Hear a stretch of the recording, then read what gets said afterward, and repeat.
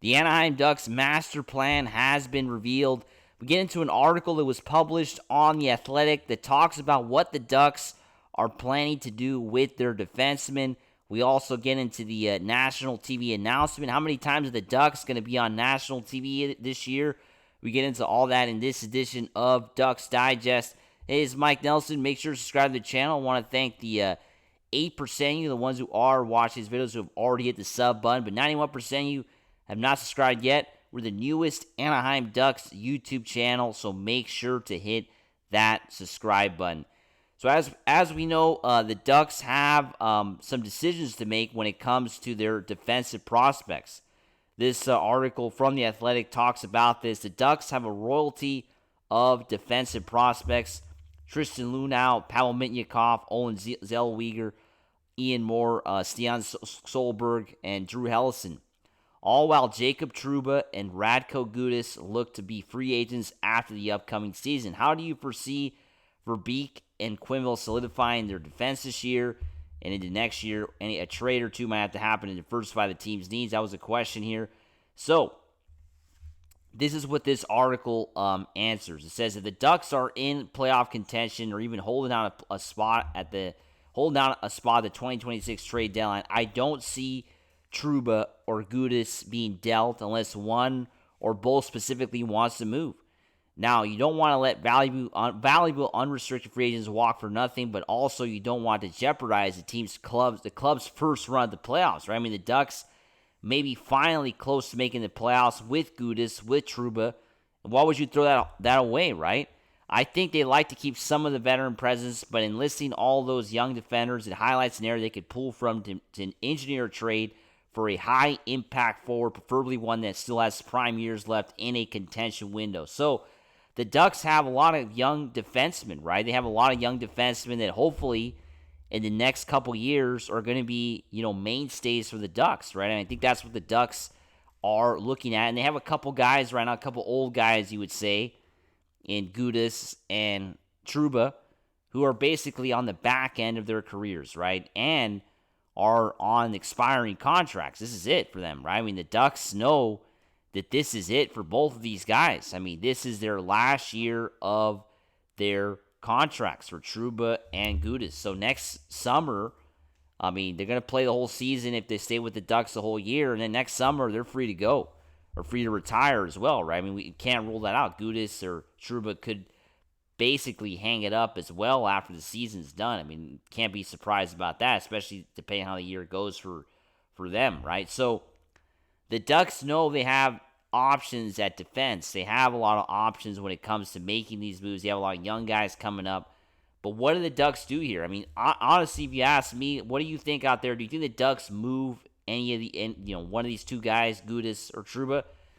And I think personally, the Ducks are not going to move either of them. I really don't think the Ducks are going to trade either of these guys this season, because this season the Ducks, are potentially going to be once again, hopefully, like we've talked about before here on this channel, this is their year to compete for the playoffs, right? I mean, I think that's what the Ducks are aligning themselves with the moves they have made this offseason to finally compete for the playoffs for the first time in almost a decade, right? It's been so many years the last time the Ducks have made the playoffs or even been close, right? So going back to this article here, the names, Mitnyakov is a real deal. This guy is great. Out of that list, that's the guy I like the most.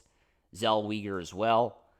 And yeah, these guys are great. I mean, these guys are coming up, and they're going to replace eventually Trouba and Gudas, but I don't think that next season's the year, right? I really don't think next season is the year that we see Trouba or Gudas get moved. I think the Ducks are going to stick with them for this season. Now, I want to talk a little bit about the national TV schedule that was announced a couple days ago. 172 games. Of course, this is for the United States, U.S. national TV schedule.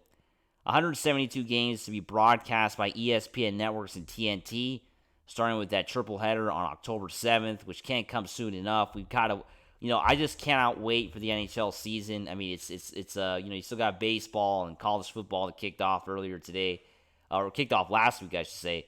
But obviously the NHL is what I think everybody here on this channel is looking forward to, and I am too. Especially getting a chance to watch Ducks hockey again. But this is what was kind of crazy about this announcement, right? 170 games, a lot more NHL going to be on TV next year, 16 new windows as well. But this is what's surprising.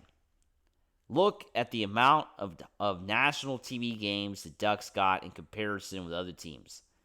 The Ducks got a grand total of 5 national TV games. That's all they got, 5 national TV games. 4 of those will be on TNT, by the way, and only 1 of those will be on ESPN. Kind of crazy, right? 4 on TNT, 1 on 4 on TNT, 1 on ESPN, right? And none on ESPN Plus, which is kind of crazy because the Ducks were featured on ESPN Plus a lot last season. Those exclusive ESPN Plus games. This year, not even 1. So very surprising. The Ducks only get 5 national TV games. Looking at the list, I mean, the Nashville Predators somehow only got 2, which is kind of crazy because you remember, like, the Predators, we know, are probably not going to be that good next year, right? But you remember when hockey was on NBC Sports Network, I mean, the Predators were on, like, a lot, right? They were on all the time. It's kind of crazy. They're only down to 2. They have the least amount of national TV games among American teams, but the Ducks come in second. We have the second fewest amount of national TV games when it comes to American teams in the United States, which is a bit disappointing. I mean, I'm disappointed by this, right? I think the Ducks should have got a bit more. I mean, Buffalo got 7. Maybe we could have got 6, 7, right, along with Buffalo. Maybe 8. Maybe we should have got, I think, more than Buffalo. Why not? I think the Ducks will be better than the Sabres. Columbus getting 6, right? No surprise there. San Jose getting 6. 1 more than us, which is kind of crazy. I think that the Ducks will be better than the Sharks. But yeah, I mean, only 5 national TV games, 3 more than Nashville, which only got 2, which is kind of wild because, like I said, Nashville's a great market for hockey, but they have really fallen, right? How have the Predators fallen? A team that Ducks fans don't like. At least I don't like Nashville. I never liked them. I never will, especially with the playoff history. But yeah, looking at the other teams, right? No surprise, Chicago getting a bunch. Colorado. Oilers getting 16, being a Canadian team. That's crazy, right? Oilers are a Canadian hockey team, and they have 16 national TV games, as we know, because of Connor McDavid. And some of their other counterparts, Calgary, Montreal, Winnipeg, Vancouver, Ottawa, had 0, right? That's pretty crazy, huh? I mean, that is super wild the way the national TV windows were set up this year, how it was broken up. But all in all, hockey's back. Ducks, we never get any credit from the national TV people, so not surprised there. But as always, make sure to subscribe, and let's go Ducks.